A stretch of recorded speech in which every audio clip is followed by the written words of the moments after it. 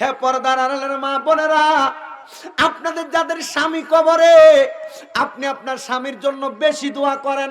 হে মুরব্বী বাবারা, আপনাদের যাদের স্ত্রী কবরে, আপনারা বেশি স্ত্রীর জন্য দোয়া করেন। হে যুবক বন্ধুরা, যাদের স্ত্রী আছে, তোমরা বেশি বেশি স্ত্রীর জন্য দোয়া করো। হে মা বোনেরা, যাদের স্বামী বিদেশে, ঢাকায়, বিভিন্ন জায়গায় কাজকর্ম, চাকরি বাকরি করে, আপনারা বেশি বেশি আপনার স্বামীর জন্য দোয়া করেন। যুবক বন্ধুরা, তোমরা বেশি বেশি আম্মা আব্বার জন্য দোয়া করবা। আম্মা আব্বা তোমার জন্য দোয়া করুক আর না করুক, একটা কথা বিশ্বাস রাখবা, আম্মা আব্বার জন্য তুমি দোয়া করছো, আম্মা আব্বার রুহানি দোয়ার দ্বারা তোমার কলব নয়, শুধু তোমার দুনিয়া এবং আখিরাতে তুমি সফলতা অর্জন করবা।